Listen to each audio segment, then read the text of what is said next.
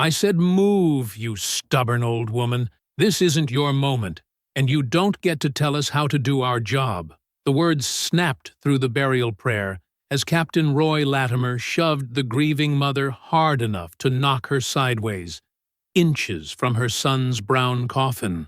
Cold metal cuffs clamped around her wrists before she could steady herself, digging into skin, already shaking with grief. He leaned close, voice thick with contempt, ordering his officers to search the coffin like it was evidence instead of a body at rest. A woman's voice cried out in protest, another pleading for dignity, but she didn't turn. Her eyes stayed locked on the name carved into polished wood. The officer forced her forward, bending her at the waist in front of the open grave. Latimer had no idea the stubborn old woman he was humiliating was the one person who could end his career in a single sentence. Before continuing, comment where in the world you are watching from and make sure to subscribe, because tomorrow's story is one you can't miss. The preacher's voice wavered in the cool morning air. We commit the body of Daniel Ellison to the earth. Gloria May Ellison stood rigid, her black-gloved hand resting on the polished brown coffin. Rain threatened from gray clouds above, matching the heaviness in her heart. Mourners huddled under black umbrellas, their faces etched with grief and respect. Gloria heard the vehicles before she saw them. The slow crunch of gravel under tires cut through the preacher's prayer like a knife. 3 police cruisers rolled through the cemetery gates, moving with deliberate slowness. No sirens, no lights, just the quiet, disrespectful intrusion of authority into sacred grief. Captain Roy Latimer emerged from the lead vehicle, 2 officers following behind him. His uniform was pressed, his badge gleaming as he strode toward the coffin like he owned the ground beneath it. Gloria didn't move, but something inside her went still and cold. Latimer stopped at the edge of the gathered mourners. "This service needs to pause," he announced loudly. "Daniel Ellison is part of an active investigation, and we need to secure personal effects." The preacher stopped mid-prayer. Whispers rippled through the crowd. Evelyn Brooks, Gloria's oldest friend, stepped forward. "You can't be serious! This is a funeral, for God's sake!" Beside Gloria, 16-year-old Nia clutched her grandmother's sleeve. Her eyes, so like Daniel's, burned with rage and fear. "Grandma," she whispered, "what are they doing?" Gloria patted her hand reassuringly, though she felt anything but calm. "Captain Latimer," she said, her voice carrying over the murmurs of the shocked mourners. "If you need to take anything from this service, I'll need to see a court order." Latimer's mouth twisted into something that wasn't quite a smile. "Ma'am, this is not your courtroom." His eyes swept over her with dismissal. "We have authority to secure potential evidence." One of Latimer's officers moved toward the memorial table beside the coffin, reaching for a framed photograph of Daniel in his graduation robe. Another officer approached the folded American flag in its triangular case. Gloria stepped sideways, placing her body between the officers and her son's belongings. "I asked to see a court order," she said, her voice still level despite the trembling in her chest. "Without proper documentation, you will not disturb my son's memorial." The gathered mourners tensed. Someone gasped.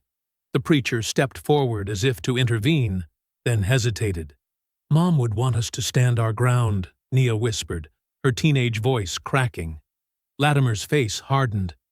He gestured to his officers, who stepped back slightly. Then he moved toward Gloria himself. He towered over her, using his height to intimidate. "You're obstructing officers in performance of their duties," he said, loudly enough for everyone to hear. "I suggest you step aside." Gloria didn't move. "My son deserves dignity in death, Captain. Whatever investigation you're conducting can wait 1 hour for us to lay him to rest." "The law doesn't wait for convenience," Latimer replied. "The law also doesn't permit harassment or unreasonable search," Gloria countered, her judicial training surfacing through her grief. Latimer stepped closer. So close Gloria could smell mint on his breath. He lowered his voice to a harsh whisper, meant only for her ears. "Listen carefully," he said. "Grief doesn't give you permission to interfere with police business. Now, step aside, or you'll be leaving this cemetery in handcuffs instead of that fancy car." The cemetery remained frozen in tense silence. No one moved. Even the wind seemed to hold its breath as Captain Latimer jerked his head toward one of his officers. "Check those items," he ordered, pointing to the memorial table beside Daniel's coffin. "Now!" The officer hesitated, his eyes darting between Latimer and Gloria. Something in the older woman's calm dignity made him uncomfortable. "Sir, maybe we should—" "I said now," Latimer snapped. The officer moved forward, trying to edge past Gloria. She stood firm, her small frame suddenly immovable as stone. "No," she said simply. The word carried weight beyond its single syllable. Latimer's face flushed red. He grabbed Gloria's shoulder, fingers digging into her black dress, and shoved her backward with enough force that she stumbled. Her heel caught in the soft cemetery grass, and she nearly fell against the coffin stand. A collective gasp rose from the mourners. Someone shouted in protest. Nia lunged forward, her young face twisted in fury. "Don't touch my grandmother!" she screamed, her voice cracking with emotion. "Don't you dare touch her!" Evelyn Brooks rushed forward too, her sensible shoes sinking into the wet grass as she tried to reach Gloria. "Have you lost your mind?" she shouted at Latimer. "This woman just lost her son." Another officer stepped into Evelyn's path, blocking her with an outstretched arm. "Ma'am, stay back." Gloria steadied herself against the edge of Daniel's coffin, her hand briefly touching the polished wood as if drawing strength from her son one last time. Her black veil had torn slightly in the commotion, hanging askew across her face. With slow, deliberate movements, she straightened her posture and turned to face Latimer. "Remove your hand, Captain," she said, her voice low but carrying across the now silent cemetery. Every mourner stood frozen, watching the unthinkable unfold at a graveside. Latimer's mouth twisted into an ugly smile. Instead of stepping back, he grabbed Gloria's arm and twisted it behind her back with practiced efficiency. The pain flashed across her face for just a moment before she controlled her expression. "You're under arrest for obstruction and assaulting an officer," he announced loudly. The metallic click of handcuffs echoed in the quiet air as Latimer secured them around Gloria's wrists. The 60-year-old woman, dressed in mourning black for her only son, stood handcuffed beside his open grave. "This is an abomination before God." The preacher finally found his voice, stepping forward with Bible still in hand. "Captain, I beg you to reconsider. We are laying this young man to rest.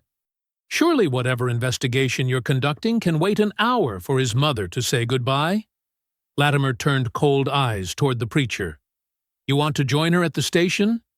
Keep talking." The preacher fell silent, his face stricken.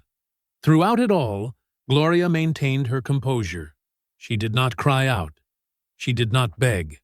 The only sign of her distress was the slight trembling of her shoulders and the way her eyes never left Latimer's face. She studied him with the careful attention of someone committing every detail to memory. The twist of his mouth, the badge number pinned to his chest, the names of the officers who flanked him. Mourners began taking out phones, recording the scene. Latimer noticed and barked at his men to get names and IDs from anyone filming. "Public gathering in a public place," someone called out. "We have every right." "We'll see about your rights at the station," Latimer retorted. He gripped Gloria's upper arm and began marching her down the gravel path toward the waiting police cars.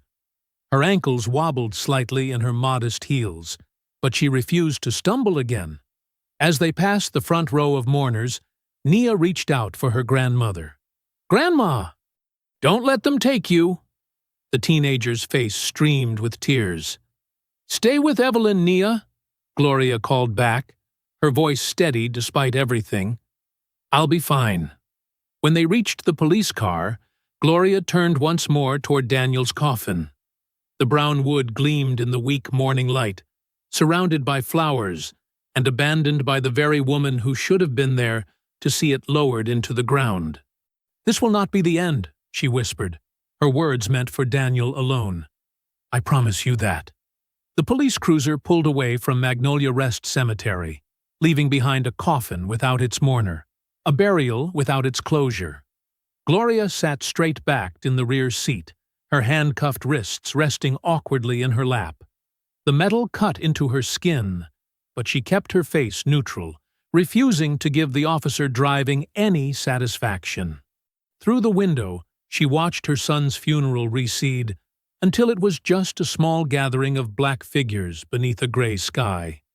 Her heart ached to be there, to touch the coffin one last time, to see Daniel properly laid to rest. But she forced her mind to focus on the present moment, on remembering details, on staying alert. The ride to Bryan County Police Station took less than 15 minutes. Gloria recognized the squat brick building from her childhood, though it had been renovated since then.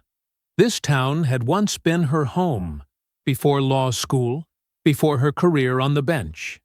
Now it felt like enemy territory. 2 officers flanked her as she was led inside, past the front desk, and directly to the booking area. Her heels clicked sharply against the linoleum floor. Several officers looked up, then quickly away. Only Latimer seemed pleased, following behind like a victorious general with a prize captive. "Put her in booking room 2, he ordered, his voice carrying through the station. "And somebody get me the paperwork for obstruction, disorderly conduct, and assault on an officer." A young deputy with nervous eyes and a name tag reading Pike shuffled papers at a desk nearby. He glanced up briefly, then back down when he caught Gloria looking at him. Inside the small booking room, Latimer pulled out a chair and gestured for Gloria to sit. She complied without speaking, maintaining her dignified posture despite the awkwardness of the handcuffs. "Remove that funeral veil," Latimer instructed a young female clerk who had entered with a camera. "Can't have anything covering the face for the booking photo." The clerk approached Gloria hesitantly. "Ma'am, I need to take your veil." Gloria nodded once, allowing the clerk to carefully lift the black mesh from her face. The veil was already torn from the cemetery, and it caught slightly on Gloria's silver-streaked hair. "Now the mugshots," Latimer said, leaning against the wall with his arms crossed. "Front and side." The flash popped twice, capturing Gloria's face, composed, unbroken, memorizing everything. "Let me see those wrists," Latimer said suddenly. "Need to document any marks before booking." Gloria extended her handcuffed hands. Purple bruises were already forming where the metal had dug into her skin during the ride. "Take photos of those," Latimer told the clerk. "Need to show she was resisting the cuffs." He smiled thinly at Gloria. "Always trying to twist away, aren't they?" The clerk looked uncomfortable but photographed Gloria's wrists. Deputy Pike had entered with forms and stood by the door, eyes fixed on his shoes. "You've been awfully quiet," Latimer said to Gloria, pulling up a chair across from her. "No demands to call your lawyer? No screaming about your rights?" He leaned forward. "Smart move, but a little late. Should have stayed quiet at your boy's funeral instead of attacking a police officer." Gloria's eyes met his steadily, but she remained silent. "People like you," he continued, his voice dropping lower, "need to learn when to speak and when to stay quiet. Your son never figured that out. Kept poking into matters that weren't his business." At the mention of Daniel, Gloria's fingers tightened slightly, but her face revealed nothing. Latimer pushed a form across the table. "Need your full name for the report." Gloria spoke for the first time since entering the station. Her voice was clear and measured. Gloria May Ellison. The name meant nothing to Latimer. He scribbled it down, then stood. Pike, finish her booking. I'm going to call the mayor and let him know our funeral situation is contained. Pike nodded, still avoiding eye contact with Gloria. Put her in holding when you're done, Latimer added, already reaching for his phone. No special treatment. After Latimer left, Pike approached cautiously to take Gloria's fingerprints. His hands trembled slightly. I'm sorry about your son, ma'am, he whispered, barely audible. Gloria studied his face but said nothing. This young officer was afraid. Not of her, but of something else. Someone else. She filed this observation away carefully.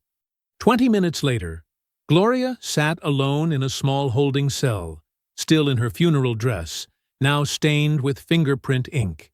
She had been stripped of her pearl earrings, her watch, even the small silver pin she wore on her lapel. A gift from Daniel when he passed the bar exam. The cell was cold, and she folded her hands in her lap to keep them warm. Outside, she could hear the regular activities of the station continuing. Phone calls, papers shuffling, keyboards clicking. Then, suddenly, a change in the rhythm. New voices, authoritative, demanding. The door to the holding area swung open. A tall man in a crisp suit entered, flanked by a woman in a dark pantsuit with an FBI windbreaker. Behind them, Latimer followed, his face flushed with anger or fear. Perhaps both. The man's voice cut through the station like a blade. Captain, you have arrested Honorable Gloria May Ellison, United States District Judge. The woman beside him stepped forward. I'm FBI Supervisor Marisol Vega. We need Judge Ellison released immediately. Latimer froze in the doorway, his mouth slightly open, as the full impact of his mistake began to register on his face.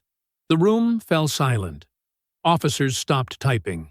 A clerk dropped a folder. Deputy Pike backed away from the holding cell, his face pale. There must be some mistake, Latimer said, his voice suddenly lacking its earlier authority. The only mistake, the federal marshal said, was arresting a federal judge at her son's funeral. He turned to Gloria. Judge Ellison, I'm Federal Marshal Leon Grant. I apologize for this disgraceful situation. Grant unlocked the cell door himself. Gloria rose with quiet dignity, despite her wrinkled funeral dress and the smudges of fingerprint ink on her hands. She stepped out, her eyes sweeping across the now silent room. My personal items, she said calmly. A female officer hurried to retrieve Gloria's belongings. Her hands trembled as she handed over the pearl earrings, watch, and silver lapel pin. Gloria pinned Daniel's gift back onto her dress before addressing Marshal Grant. I want every piece of evidence preserved, every camera recording, every radio call, every body camera, every log entry, every booking record. Yes, Your Honor, Grant replied. Latimer stepped forward, his demeanor completely transformed. Gone was the bullying swagger. In its place was a tense, careful smile. Judge Ellison, he said, clearly there's been a misunderstanding at a very emotional time. If you'd like to step into my office— Captain Latimer, Gloria interrupted, you put your hands on me at my son's grave. You publicly humiliated me during a funeral service. You separated me from my grieving granddaughter. That is not a misunderstanding. That is misconduct. Latimer's smile tightened. We were responding to concerns about potential disruption. Document preservation order, Gloria said to Marshal Grant, ignoring Latimer completely. I want it issued immediately. The station doors burst open. Mayor Preston Vale strode in, followed by a nervous-looking man carrying a leather briefcase. Vale was tall, silver-haired, with the practiced smile of a career politician. His eyes darted between Gloria and the federal officials. Judge Ellison, he exclaimed, as if greeting an old friend. I just heard about this terrible mix-up. This is not how Briar County treats distinguished visitors." He gestured to the man beside him. "This is Ted Barnett, our city attorney.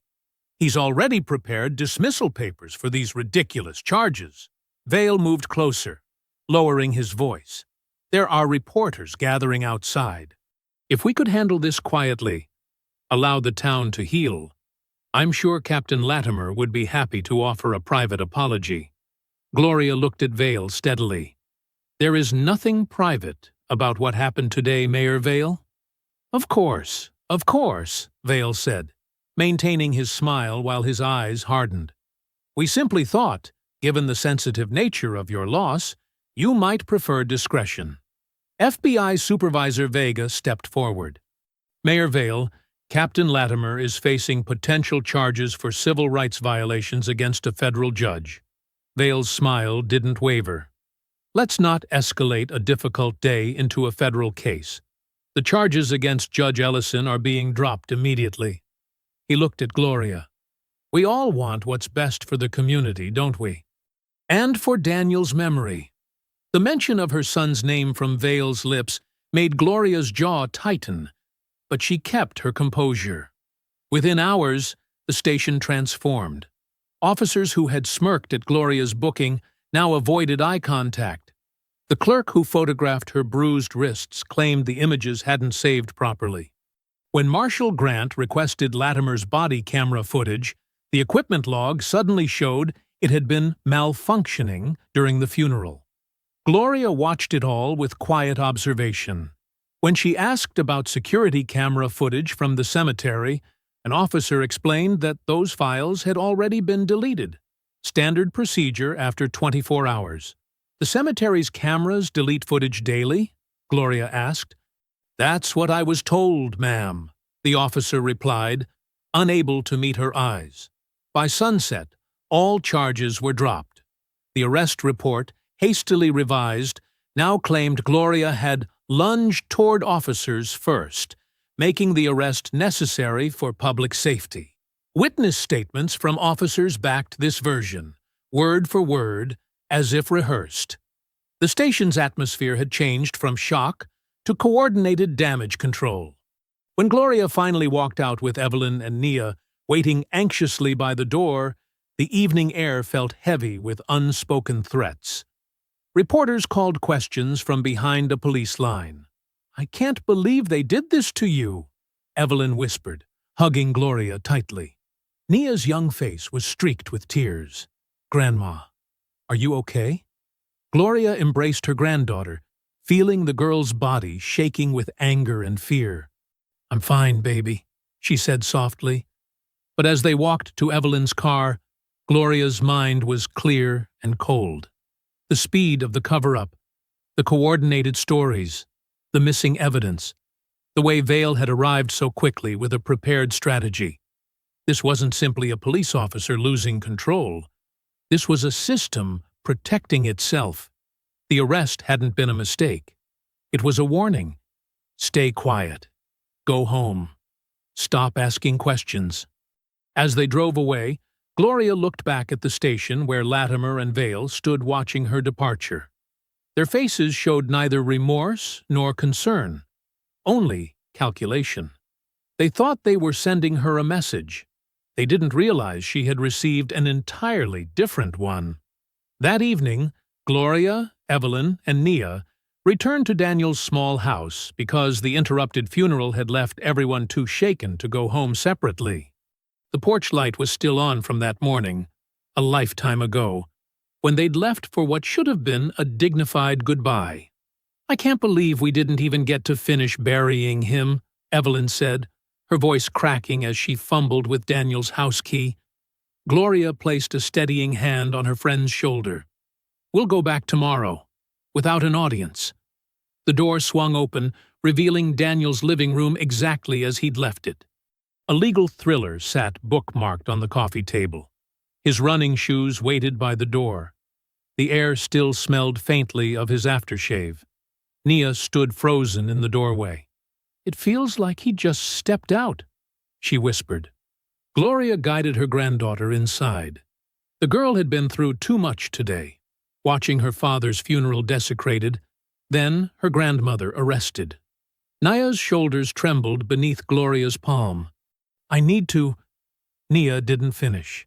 She just pulled away and disappeared down the hallway toward Daniel's bedroom, closing the door behind her. The house fell into uncomfortable silence.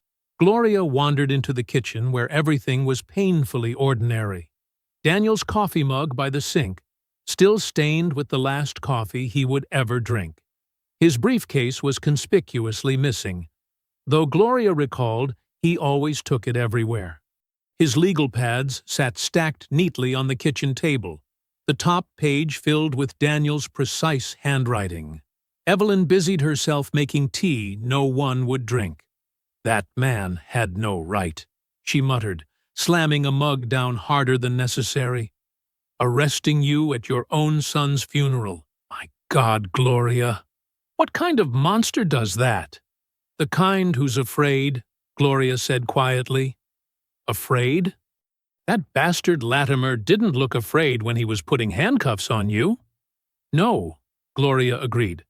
"But fear often wears a mask of aggression." She ran her finger along the edge of Daniel's notepad, noticing how the top pages had been torn out. "Something doesn't add up, Evelyn. The way they rushed to delete that footage. The coordinated statements? You think they planned this? I think they wanted to send a message." Gloria opened a kitchen drawer, then another. Daniel had always been methodical about his papers. As a child, he'd organized his baseball cards by team, position, and batting average. As an attorney, he would certainly have kept copies of important documents. "What are you looking for?" Evelyn asked. "I don't know yet," Gloria admitted. The third drawer held pens, paper clips, take-out menus. The fourth contained birthday cards, old photos, and a stack of greeting cards Daniel had bought but never sent. Gloria recognized her son's practical habit, buying cards in advance for occasions he might forget. Her fingers paused on one addressed to her in Daniel's handwriting. The envelope read, "Mom," with no stamp. Inside was a birthday card he'd never mailed. Gloria opened it, recognizing the missing date. This would have been for her upcoming birthday, just 3 weeks away. The printed message was generic, "To a wonderful mother." But beneath it, Daniel had written something else in hurried, small letters. "Mama, if anything happens to me, do not believe the first story. Look at Halden Ridge. Look at the night docket. Ask why Latimer was there."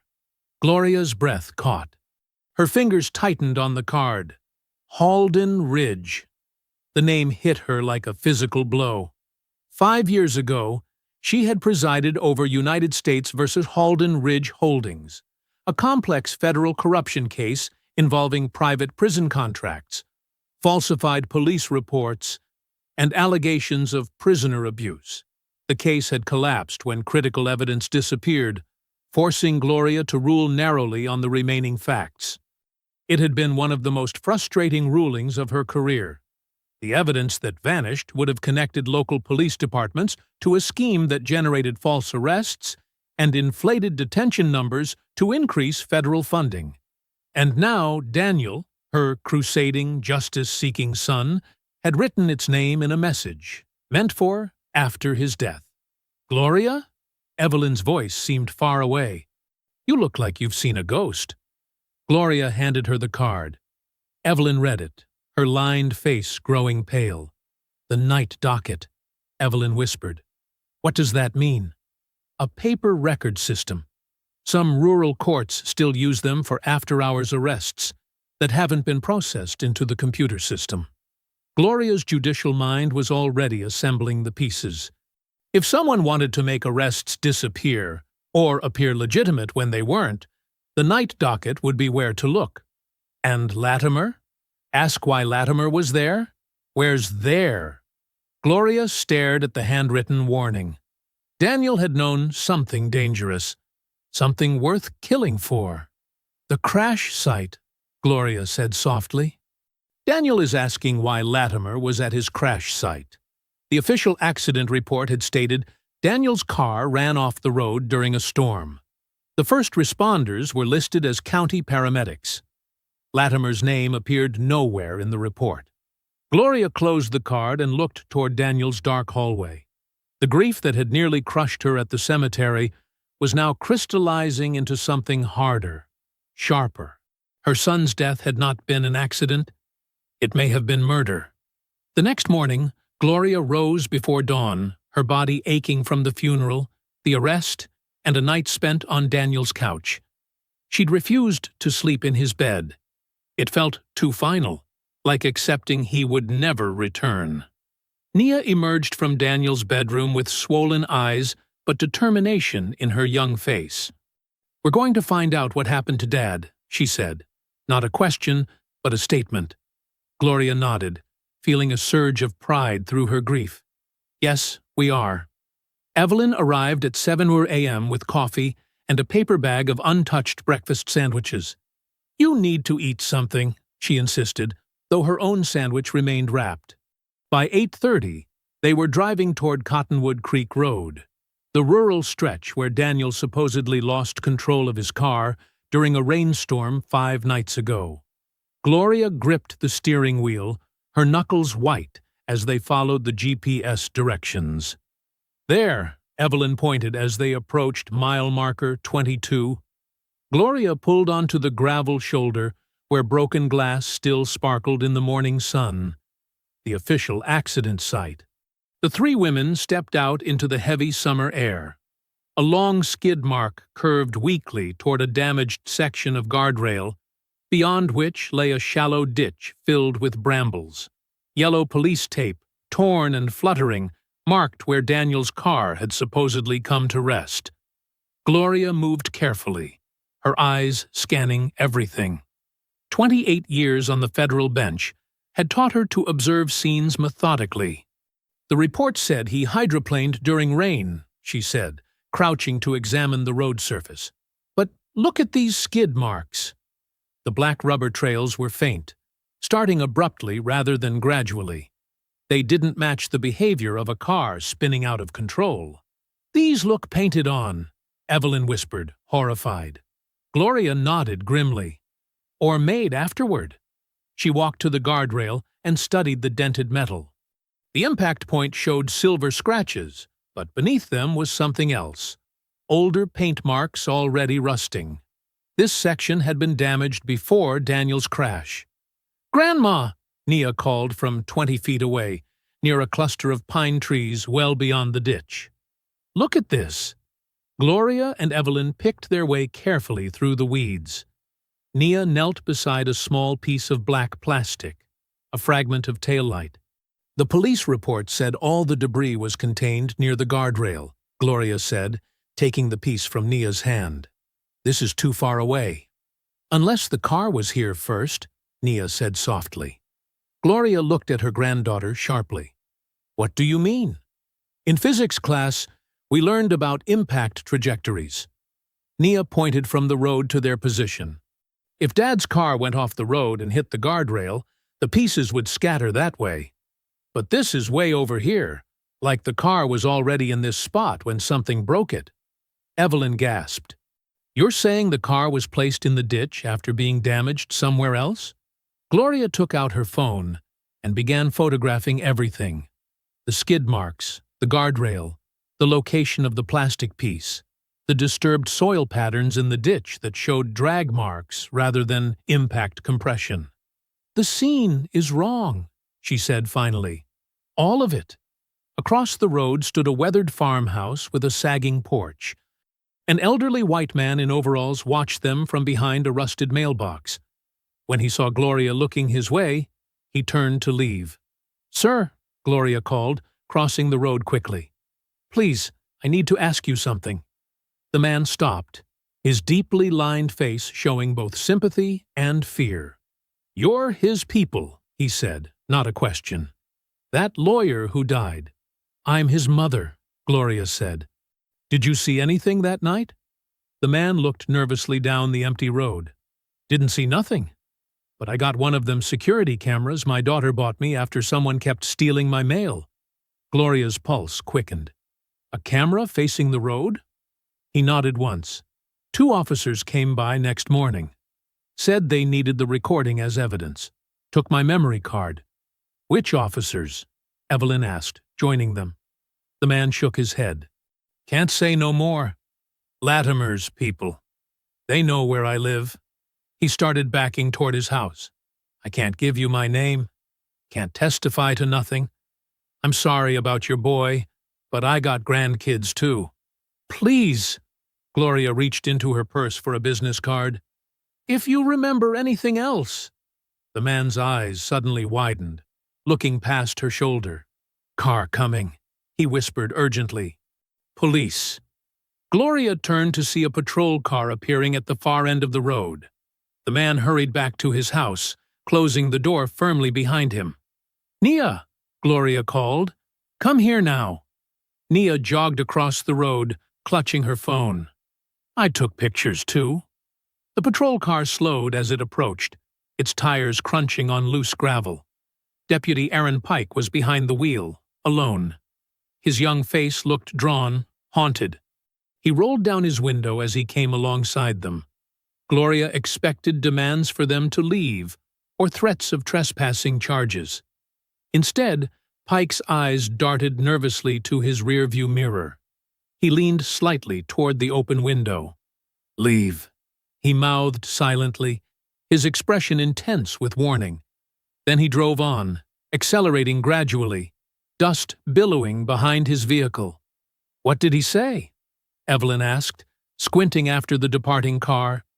He said leave, Gloria answered, already guiding them back to her vehicle. And I think we should listen. We've seen enough for now.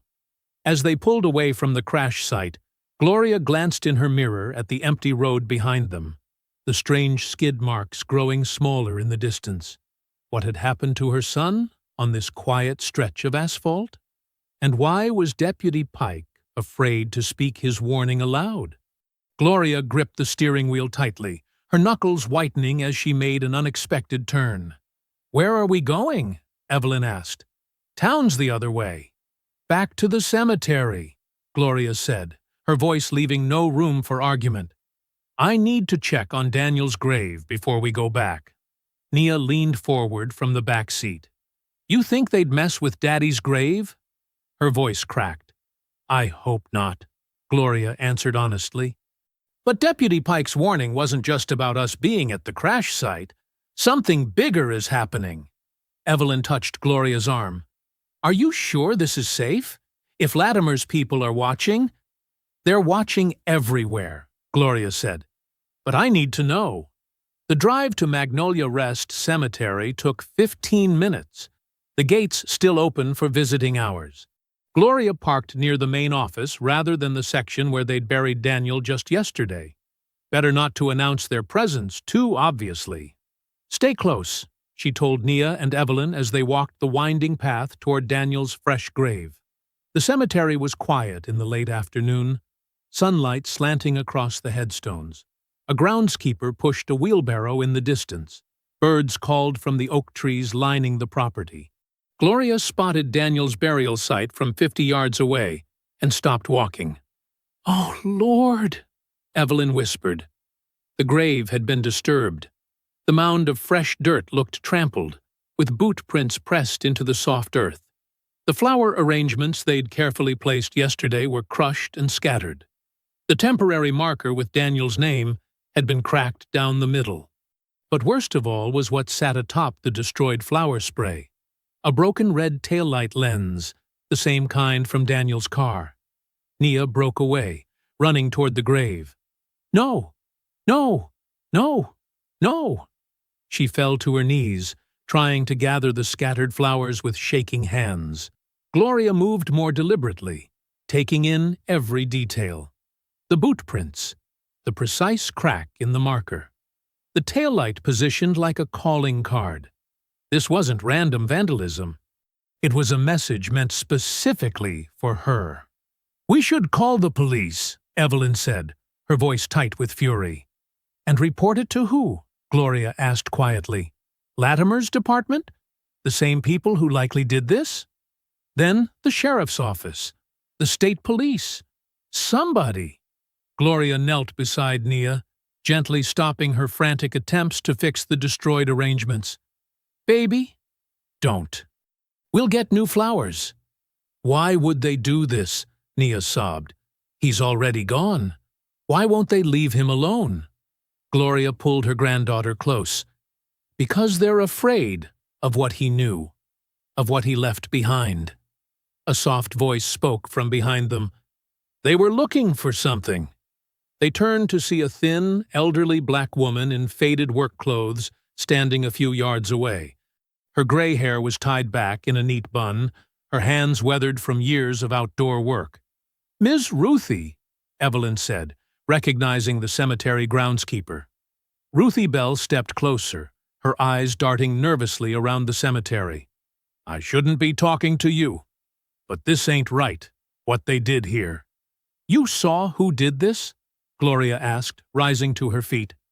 Ruthie nodded slightly. 2 officers came by after lunch. Didn't even try to hide what they were doing. Did they take anything? Gloria asked. Just poked around, made their mess, and left that car piece there. Ruthie hesitated. But that's not the first time they've been here. Gloria's attention sharpened. What do you mean? Ruthie lowered her voice.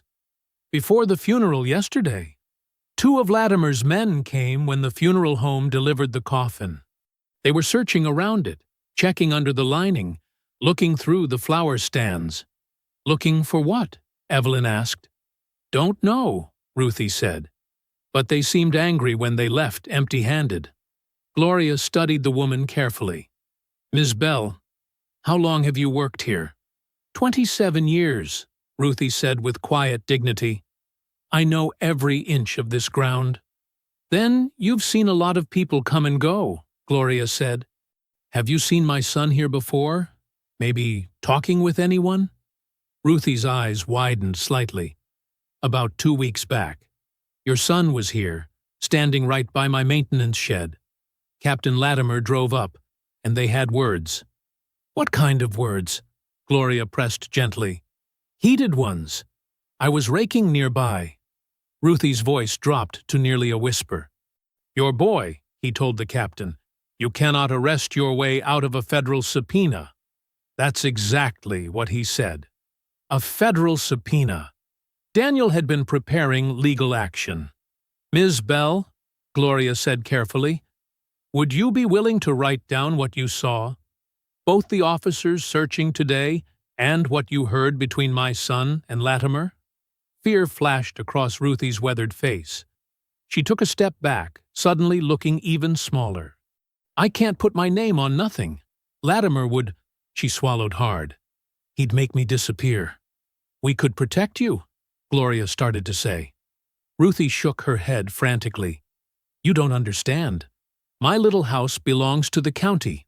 One word from him, and I'm out on the street at 73. And that's if I'm lucky. Her eyes filled with tears.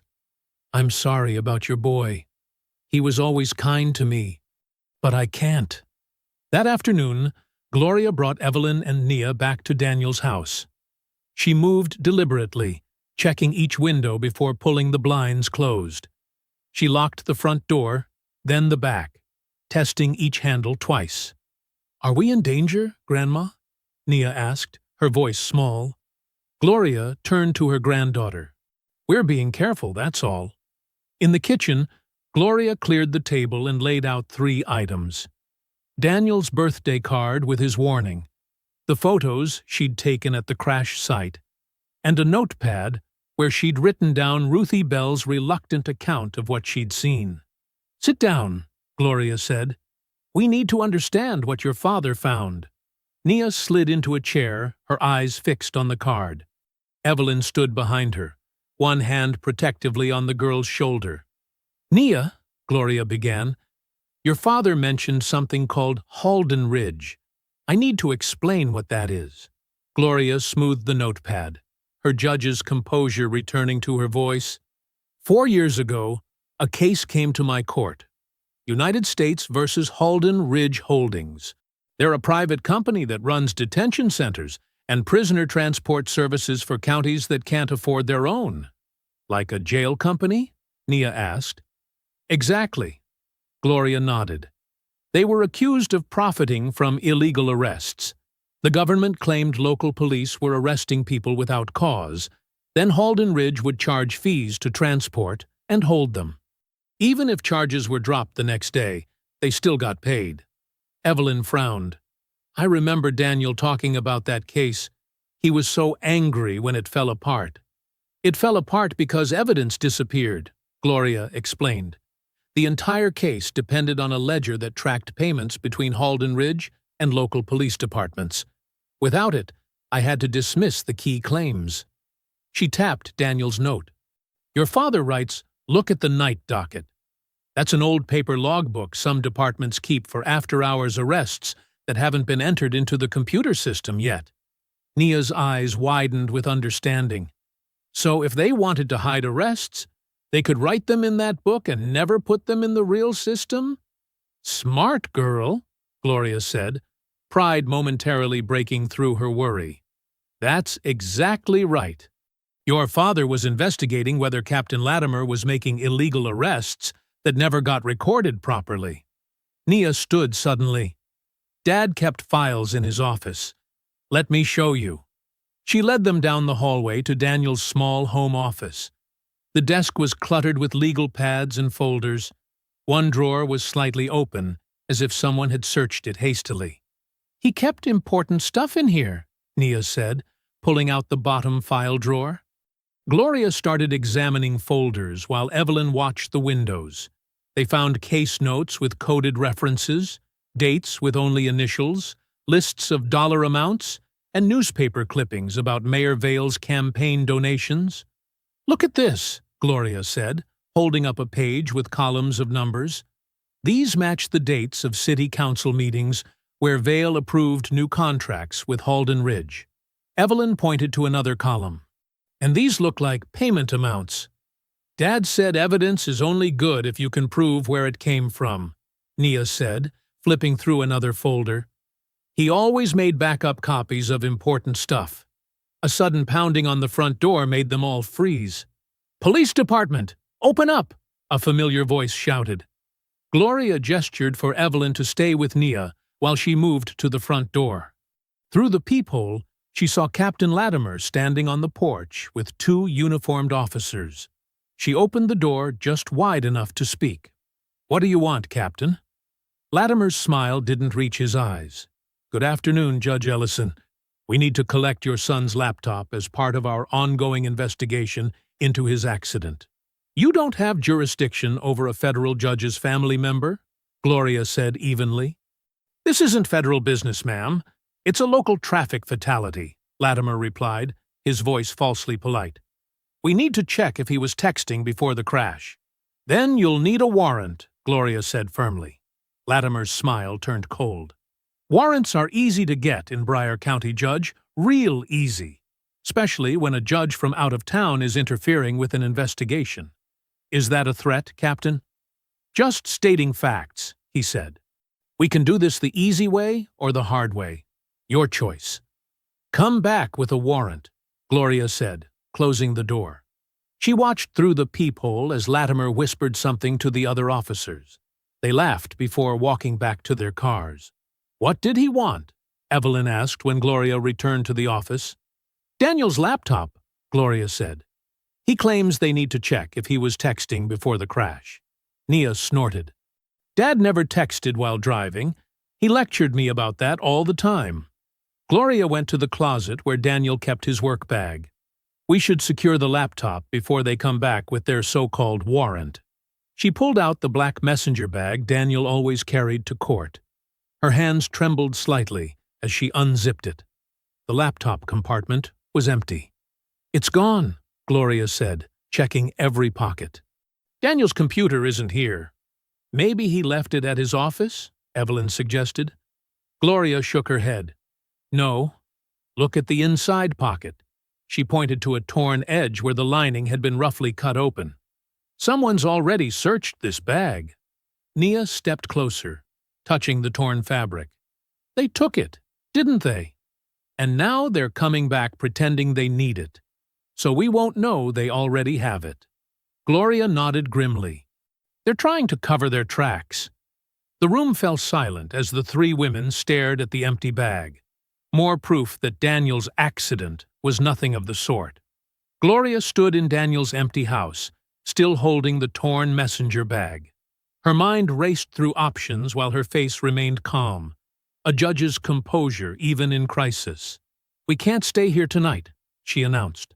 "Latimer knows where we are, and I don't trust what he might do next."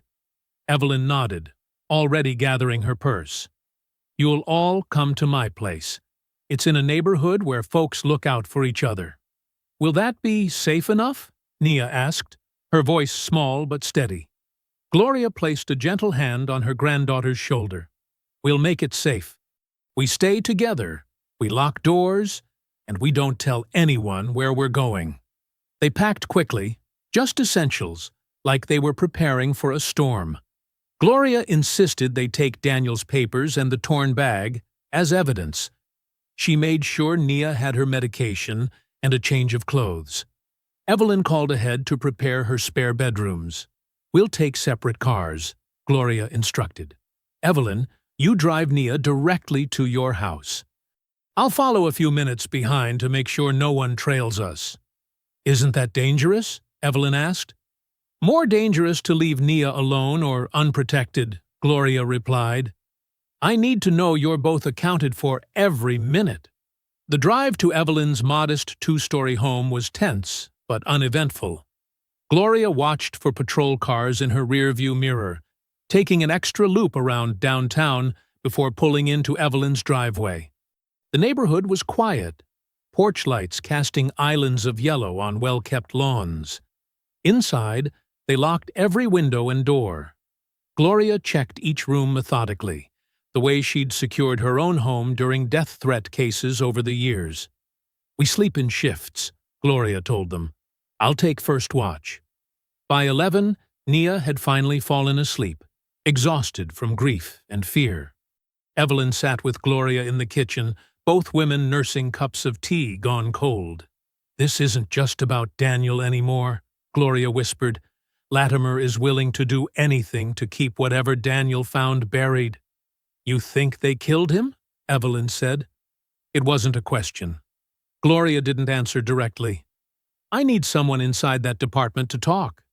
As if summoned by her words, Gloria's phone buzzed with an unknown number. She answered cautiously, keeping her voice low. "Judge Ellison." The man's voice was barely audible. "It's Aaron Pike, Deputy Pike. I need to talk to you. Tonight. How did you get this number?" "From your judicial office directory. Please, not over the phone. Can you meet me behind First Baptist? 5 minutes from Brooks's house." Gloria's breath caught. "How do you know where I am?" "Small town. Word travels." "Please. I was there when Daniel—" His voice cracked. "I can't live with it anymore." Gloria covered the phone. "It's Pike. Wants to meet at Evelyn's church." Evelyn shook her head frantically. "Could be a trap. Or the witness we need." Gloria uncovered the phone. 20 minutes. I come with someone watching from a distance." "Fine.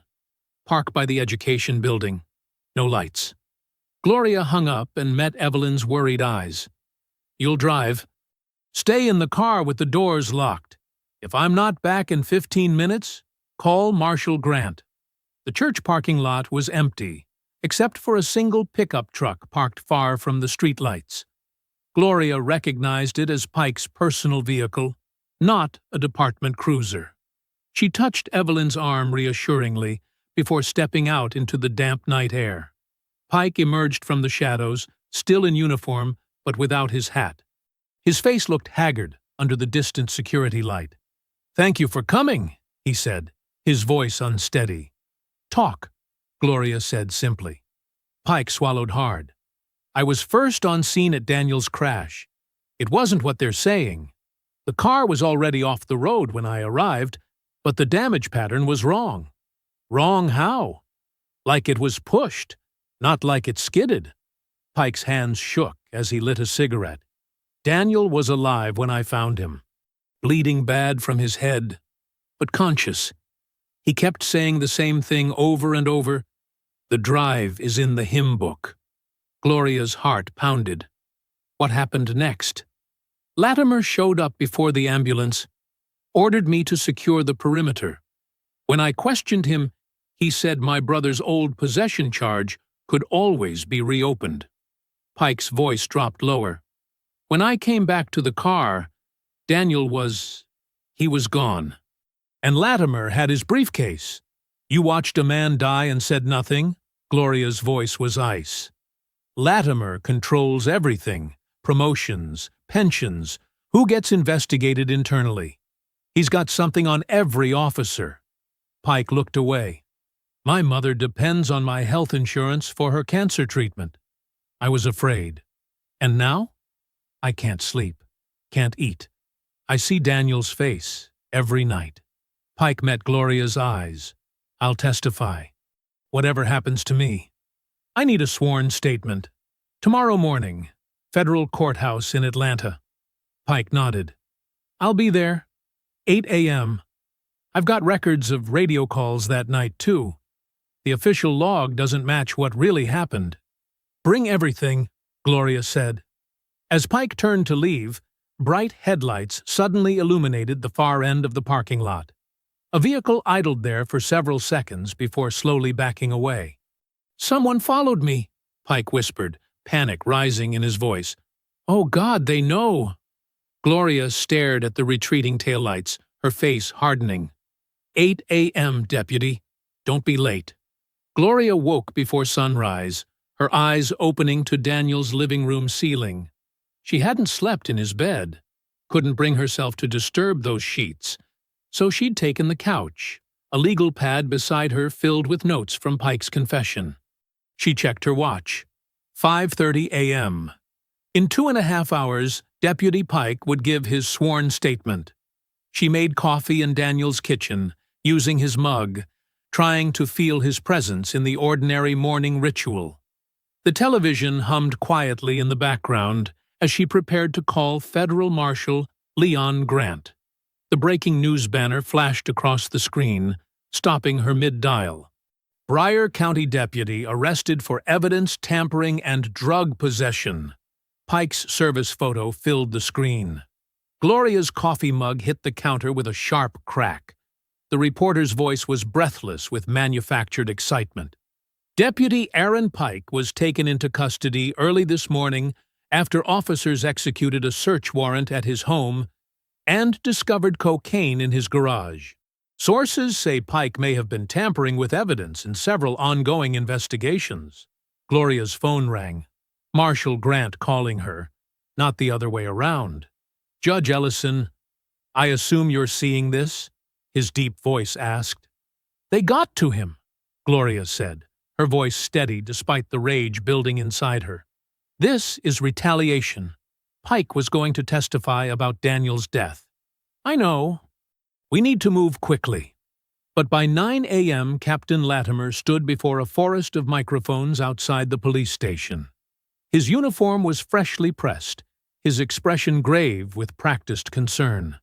It is with deep disappointment that I must inform the public of corruption within our department, he announced, looking directly into the cameras.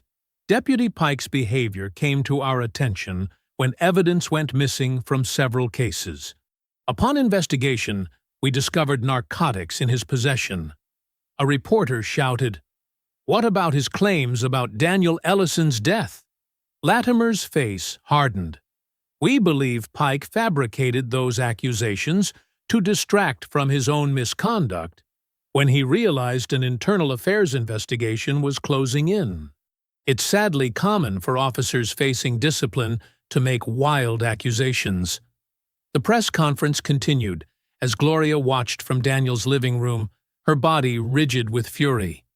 By 10 o'clock, Mayor Vale's office released complete footage of the funeral confrontation. Except it wasn't complete.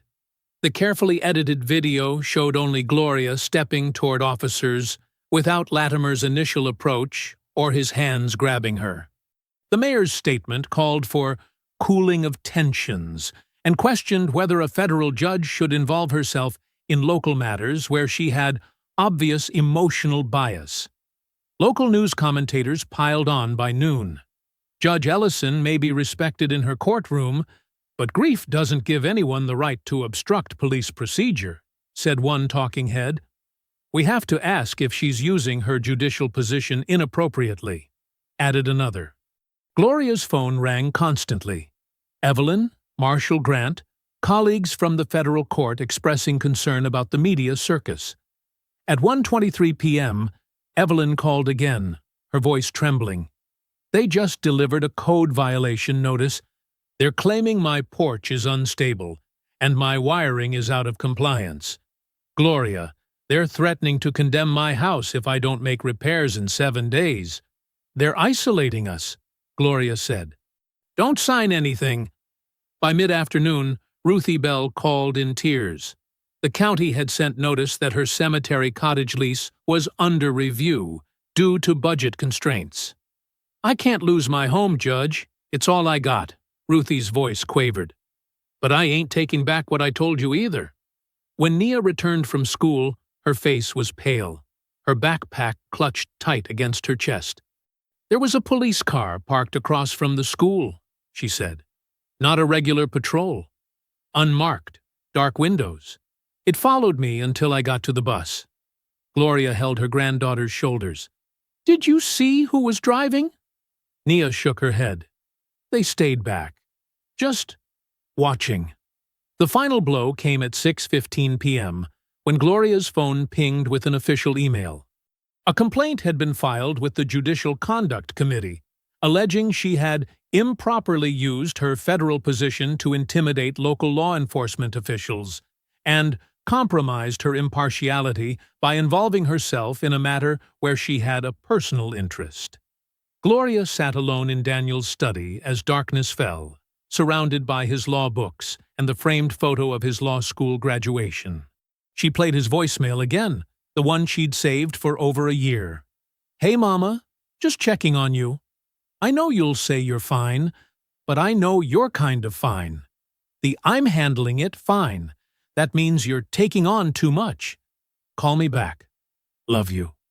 Her hand shook as she pressed replay. His voice filled the quiet room again, alive and warm and gone forever. Something inside her finally broke. The composure that had carried her through the funeral, the arrest, the intimidation, it crumbled completely. Gloria sobbed, her shoulders heaving, face buried in her hands. Not the dignified tears of a judge, but the raw, gasping cries of a mother who would never hear her son's voice except in recordings. She didn't hear Nia enter the room until her granddaughter's hand touched her shoulder. Grandma? Nia's voice was small. Gloria wiped her eyes quickly, trying to recover her strength for the girl's sake. I'm sorry, baby. I just needed a minute. Nia sat beside her, something clutched in her hands. Before Dad died, he told me something weird. He said if people came looking after he was gone, I should give you his church program. I thought he meant for the funeral, but... She held out a folded paper bulletin from Bryan County Methodist Church, dated 3 Sundays before Daniel's death. I found it in his Bible, Nia whispered. Gloria stared at the church program in her hands, the paper already worn at the fold lines from being carried in Daniel's Bible. Her tears had dried, leaving her face tight and determined. The program looked ordinary. Pastor's welcome, scripture readings, announcements about the bake sale, until she turned to the hymn list. There, beside Amazing Grace, Daniel had written in faint pencil, Unit 247, Briarwood Storage. Mama will know. This is it, Gloria whispered, her finger tracing the nearly invisible writing. This is what Pike was talking about. Nia leaned closer. What does it mean, Grandma? Deputy Pike said your father's last words were, "The drive is in the hymn book." He wasn't delirious from the crash. He was trying to leave a message. Gloria's voice steadied as pieces connected. Daniel knew they might come for him. He left breadcrumbs for us to follow. Evelyn, who had been listening from the doorway, stepped fully into the room. You think whatever he found is in this storage unit? I'm certain of it. Gloria folded the program carefully. But we can't just rush over there. Latimer's people could be watching. She looked at her phone, considering. Then, with decisive movements, she scrolled through her contacts and pressed call. The room fell silent as they listened to it ring. Federal Marshal's Office, Marshal Grant speaking. Marshal Grant, this is Judge Gloria Ellison. She kept her voice low but firm. I need your assistance with a sensitive matter related to my son's death. Through the phone, they heard papers shuffling. Judge Ellison, I remember you from the station. What can I do for you? I believe I've located evidence my son hid before his death. Evidence that may explain why he was killed and connect to a federal case I once presided over. I need protection to retrieve it safely. There was a pause. You understand this is irregular, Your Honor. So was arresting a federal judge at her son's funeral, Gloria replied. Marshal, this isn't just grief speaking. There's a paper trail, and it leads to corruption that crosses jurisdictional lines. Where is this evidence? A storage unit. I'd rather discuss details in person. Can you meet us at dawn? The marshal hesitated, then agreed. First light. Text me the address. I'll be there, but Judge, if this is nothing, I can't keep protecting you informally. It won't be nothing, Gloria said with absolute certainty. After ending the call, she turned to Evelyn and Nia. We stay together tonight? No one sleeps alone.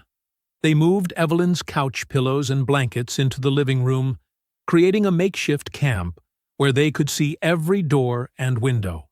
The house lights remained on despite Evelyn's muttering about the electric bill. Each passing car made them tense, each distant siren a reason to check the locks again. We need the key, Gloria said suddenly, around midnight. What key? Evelyn asked, her voice thick with exhaustion. Storage units need keys. Gloria turned to Nia. Did your father keep keys anywhere special? Nia thought for a moment, then sat up straight. Behind his diploma. I saw him tape something there once. When I asked what he was doing, he said it was just in case. Smart boy, Evelyn murmured. We'll need to go back to the house, Gloria said. But not tonight. Too dangerous in the dark. None of them slept much. Gloria dozed sitting upright, her phone in her lap. Nia curled against her grandmother's side, while Evelyn kept watch from her recliner, a baseball bat propped beside her. At 5:30 a.m., while darkness still claimed the sky, they gathered their things. Gloria texted Marshal Grant. Then they drove to Daniel's house, the marshal's unmarked car following at a distance. The house stood quiet and unthreatening in the pre-dawn gloom. They slipped inside, moving directly to the framed law school diploma hanging in Daniel's study. Gloria carefully removed it from the wall, turning it over. There, taped to the back of the frame, was a small key with a numbered tag. 247. That's our boy, Gloria whispered, pride mixing with grief. 20 minutes later, they pulled into Briarwood Storage, a fenced facility with rows of identical metal units. Marshal Grant met them at the entrance, his badge visible on his belt. Let me go first, he insisted, hand near his holstered weapon. They walked down the center aisle, passing units until they reached 247. Gloria stepped forward with the key, her hand trembling slightly as she inserted it into the lock. It turned with a solid click. Marshal Grant pulled up the rolling door in one smooth motion, revealing the unit's contents in the growing dawn light. Neatly labeled cardboard boxes filled the small space. One read, Halden Ridge, in Daniel's precise handwriting. Another was marked, Night Docket, Originals. A third, placed prominently in front, Funeral. Gloria stepped inside, running her fingers over her son's handwriting. He knew, she whispered. He knew, and he left us everything we need. The storage unit's fluorescent light flickered overhead as Gloria stared at the boxes her son had meticulously organized. Her judicial instincts took over immediately. "Nobody touch anything yet," she instructed, her voice steady despite the emotion threatening to overwhelm her. "Marshal Grant, we need to document everything exactly as Daniel left it." The federal marshal nodded. "You're right, Judge. This is potential evidence in a federal investigation now." He pulled out his phone and began taking photographs of the unit exactly as they found it. The placement of each box, the labels, even the dust patterns showing nothing had been disturbed. Evelyn stood in the doorway, her hand covering her mouth. "That boy knew what he was doing," she whispered. "Always did." Nia stepped carefully into the unit, staying close to Gloria. "Dad organized everything by date," she noted, pointing to small numbers in the corner of each box.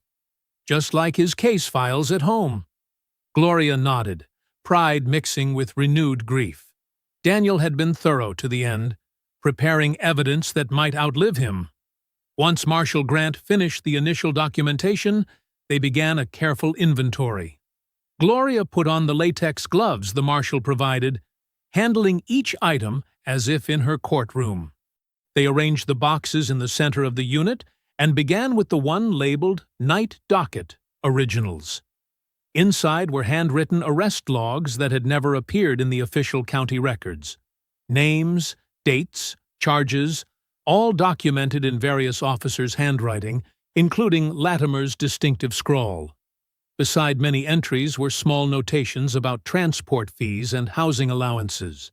"Daniel found the missing financial connection," Gloria said, carefully turning pages. "These people were arrested without cause, then transported through Halden Ridge facilities for processing fees." Marshal Grant leaned closer. "And look at the pattern. Most arrests happened just before quarterly contract reviews. They were manufacturing numbers to justify budget increases." The Halden Ridge box contained photographs of late-night arrests outside the county courthouse's back entrance, where no cameras were installed.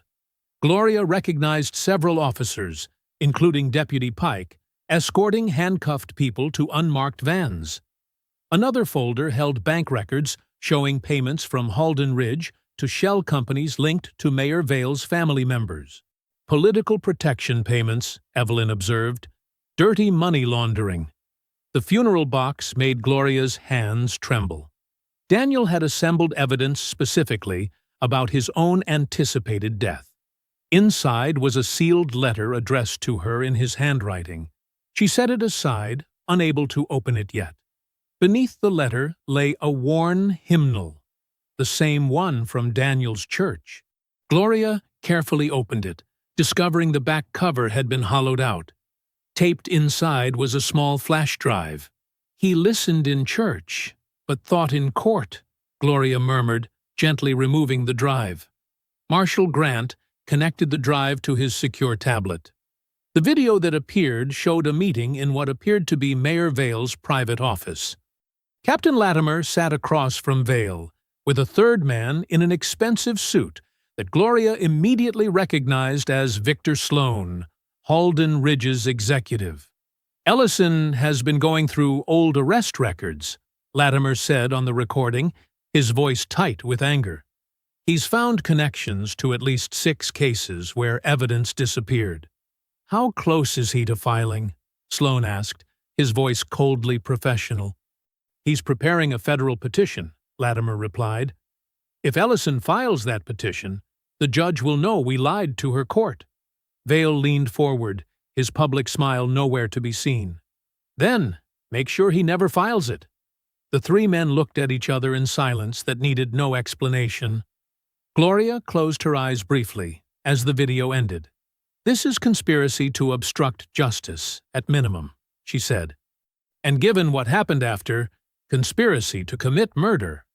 Marshal Grant immediately stepped outside to make a call. When he returned, his expression was grave. "Judge Ellison, I've contacted the federal task force in Atlanta. They're sending a secure evidence transport team and additional marshals. This goes well beyond local corruption. This is organized criminal activity involving public officials. Gloria nodded. Daniel knew Latimer would search his house after his death. That's why everything important was here. Nia picked up a folder containing photographs of her father's crashed car. He knew they might kill him. And he made sure they wouldn't get away with it, Evelyn added. Marshal Grant's phone buzzed with a message. After reading it, he looked up at Gloria with concern. Judge, once we move this evidence, Latimer and Vale will know their cover-up failed. The task force commander believes they'll become desperate and dangerous. We need to get you, Ms. Brooks, and Nia to a secure location immediately.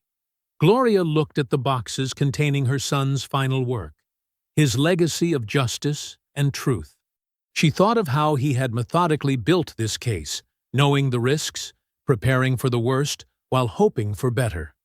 Daniel prepared for this moment, she said, standing straighter. And so will we. That afternoon, Gloria watched from Marshal Grant's vehicle as federal agents escorted Ruthie Bell from her small cottage near the cemetery. The elderly groundskeeper clutched a single suitcase, her weathered face tight with fear. She's terrified, Gloria observed. Latimer threatened her housing. She'll have better accommodations now, Grant assured her. Federal protection includes comfortable lodging. They drove next to the county jail where Deputy Pike's wife waited outside, a toddler on her hip and confusion in her eyes. Two female agents approached her gently, explaining that her husband's arrest was retaliatory and that she needed protection while they worked to release him. Will Aaron be okay? She asked Gloria through the car window, her voice breaking. Yes, Gloria promised. The evidence shows he told the truth. At Evelyn's house, Gloria helped her oldest friend pack essentials, while agents swept the property for surveillance devices. 3 bugs, an agent reported, holding up tiny electronic dots found in the kitchen light fixture, living room phone, and bedroom vent. Evelyn's hands trembled. They've been listening to us? And now they've heard nothing but static for hours, Gloria replied, squeezing her friend's hand. You'll be safe now. The most difficult moment came when they collected Nia from school. The teenager walked out between 2 plainclothes agents, her face a mask of practiced indifference until she saw Gloria. Grandma! She fell into Gloria's arms. Everyone at school is talking about Daddy, and you and the police? I know, sweetheart. Gloria stroked her granddaughter's hair. But we have what your father left us. The truth is coming out. In a secure federal building 30 miles outside Bryan County, technicians authenticated the video of Latimer, Vale, and Sloan. Voice recognition software confirmed their identities. Digital forensics verified the recording hadn't been altered. The night docket matches missing evidence referenced in your Halden Ridge ruling, an FBI analyst explained, showing Gloria how Daniel had connected illegal arrests to contract payments. These dates align perfectly with the missing ledger entries. A crash reconstruction specialist pointed to detailed photographs. Your son's vehicle was struck from behind before hitting the guardrail. The damage pattern is inconsistent with a single vehicle accident. Gloria absorbed each confirmation with the measured calm of her years on the bench, though inside her heart thundered with vindication and grief. Daniel had been right. He had found the evidence she never saw during the original trial. Mayor Vale has called an emergency council meeting for 7 o'clock tonight, Marshal Grant announced, showing Gloria the city website announcement. It includes a commendation for Captain Latimer for exemplary service during recent community tensions. Gloria's jaw tightened. They're trying to whitewash everything before the evidence becomes public. It's actually perfect timing, the FBI supervisor replied. We'll serve federal warrants immediately after they speak on official record. Everything they say will be additional evidence. I'll be there, Gloria said firmly. The room went quiet.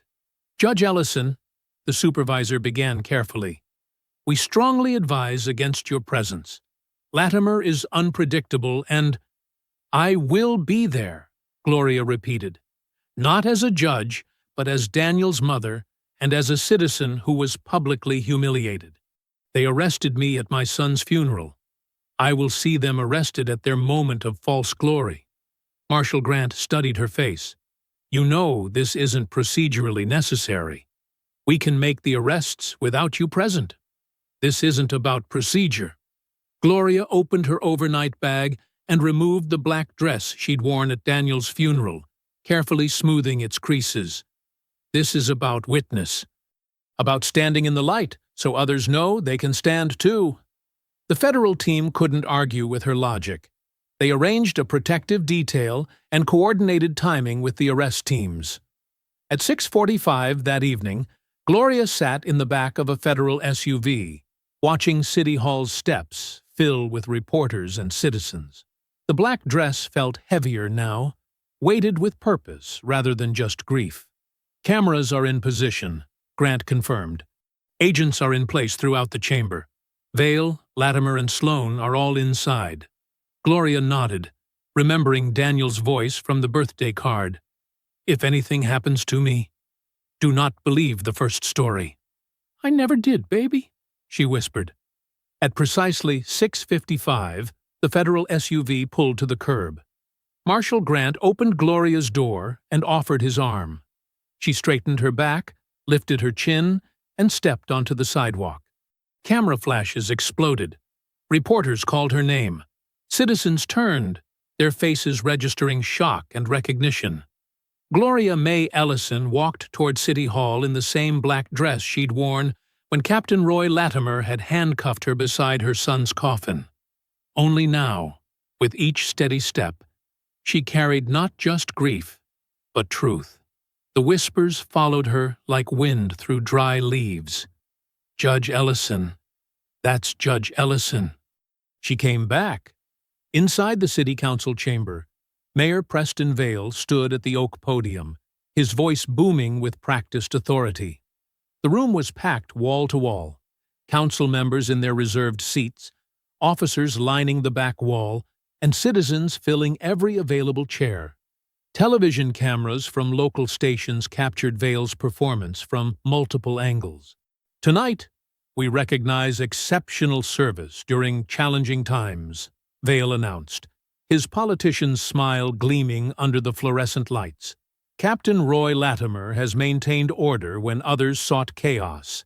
He's protected our community values when outside influences threatened disruption. Latimer sat in a place of honor near the podium, arms folded across his chest, a self-satisfied smirk playing at the corners of his mouth. He nodded occasionally at Vale's praise, accepting it as his due. In the front row of the public seating area, Gloria May Ellison sat perfectly still in her black funeral dress. Her hands rested in her lap, her back straight, her eyes never leaving Latimer's face. She was a stark reminder of grief amid the celebration, a visual contradiction that made several council members shift uncomfortably in their seats. When certain individuals attempted to use personal tragedy to undermine our police department, Vale continued, glancing briefly toward Gloria, Captain Latimer showed restraint and professionalism. A few officers nodded. Others stared at the floor. Therefore, Vale raised an official-looking certificate. The City Council of Bryan County presents this commendation for Mr. Mayor, a council member interrupted. Before we proceed, I believe we should open the floor to public comment, as required by our charter for all special sessions. Vale's smile tightened. Of course, Councilwoman Davis. 3 minutes per speaker, as always. The council clerk called for anyone wishing to speak to approach the microphone. Gloria rose from her seat, the movement deliberate and unhurried. Her black dress stood out against the wood-paneled chamber like a shadow against sunlight. As she approached the microphone, Vale moved to intercept her. "Mrs. Ellison," he said loudly enough for everyone to hear, "given your personal involvement and pending matters, it would be inappropriate for you to—" "Let her speak," someone called from the back. "She has a right." Another voice joined in. Vale glanced around the room, realizing the crowd's mood had shifted. Reluctantly, he stepped aside. Gloria took her place at the microphone, her gaze sweeping across the room before settling on Latimer. "Captain Latimer," she began, her voice steady and clear, "the last time you put your hands on me, I was standing beside my son's coffin. Tonight, I am standing beside the truth you failed to bury." Latimer's smirk vanished. He leaned forward, eyes narrowing. "Mayor Vale," Gloria continued, "you speak of order and community values. Let me show this community what those words mean to you both." She nodded to someone at the back of the room. A federal technician connected a laptop to the council chamber's projection system. The large screen behind the council dais flickered to life. "This is not emotional testimony," Gloria said. "This is evidence." The video began playing, crystal clear, date-stamped, and authenticated. Latimer, Vale, and Halden Ridge executive Edward Sloan appeared in what looked like Vale's private office. "If Ellison files that petition," Latimer's recorded voice echoed through the chamber, "the judge will know we lied to her court." Vale's recorded reply came next. "Then make sure he never files it." Gasps rippled through the audience. Council members stared open-mouthed at the screen. The real-time Vale lunged toward the projection equipment. "This is unauthorized! Shut it down!" Simultaneously, Latimer reached for his radio, barking orders. "Security! Clear the room now!" Before either man could take another step, the side doors of the chamber burst open. Federal agents in windbreakers marked FBI entered from both sides, moving with practiced precision. "Federal agents! Everyone stay seated!"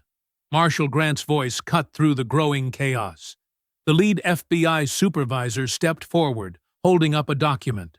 "Mayor Preston Vale, Captain Roy Latimer, we have federal warrants for your arrests on charges of obstruction of justice, conspiracy, evidence tampering, civil rights violations, and covering up the death of Daniel Ellison." The room erupted. Citizens stood, some shouting, others filming with phones. Council members demanded explanations. Officers by the wall looked at each other, unsure whether to intervene. "This is outrageous," Vale sputtered, backing away from approaching agents. "I am the mayor of this county." Latimer's face had drained of all color. His hand moved toward his service weapon, but he froze when 3 agents trained their focus directly on him. "Hands where we can see them, Captain," an agent ordered. The same handcuffs that had once restrained Gloria at her son's graveside were now being applied to Latimer's wrists. The metallic click echoed through the suddenly hushed chamber. The cameras that had been positioned to capture Latimer's moment of glory now recorded his public disgrace. Flashbulbs popped as photographers captured the federal agents reciting Miranda rights to the man who had thought himself untouchable. Gloria stood perfectly still by the microphone, watching as justice materialized before her.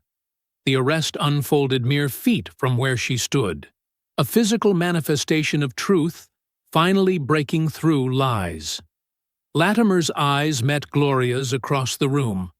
For the first time, she saw fear in them. The morning sun broke through scattered clouds, bathing Magnolia Rest Cemetery in gentle golden light. A stark contrast to the gray day when Daniel had been laid to rest. Gloria May Ellison walked slowly between the rows of headstones, her black dress replaced by a deep purple suit that signaled both dignity and the first tentative step away from raw mourning. Nia and Evelyn flanked her, their shoulders straighter than they had been in weeks. At the cemetery entrance, news vans lined the narrow access road, reporters standing with microphones ready, but keeping a respectful distance. For once, they weren't chasing a scandal, but witnessing the aftermath of justice served. "Look at all these people," Evelyn whispered, nodding toward a group of citizens gathered near Daniel's grave. They've been bringing flowers since dawn. Gloria nodded, her focus unwavering. They know the truth now. Overnight, Bryan County had transformed. Federal agents had executed multiple search warrants, seizing records from City Hall, the police department, and Halden Ridge's local office. Captain Latimer and Mayor Vale spent the night in federal custody, denied bail as flight risks. 3 officers involved in the funeral arrest were suspended pending charges. The Halden Ridge executive, Victor Sloan, had been apprehended at the regional airport with a one-way ticket and $50,000 cash. "Grandmother," Nia said softly, clutching a small bronze plaque to her chest. "Do you think Dad knew this would happen?" Gloria touched her granddaughter's shoulder. He knew the risk, and he knew someone had to stand up. They reached Daniel's grave, now restored with fresh flowers and dignity. The broken marker had been replaced. No evidence remained of the desecration Latimer had ordered.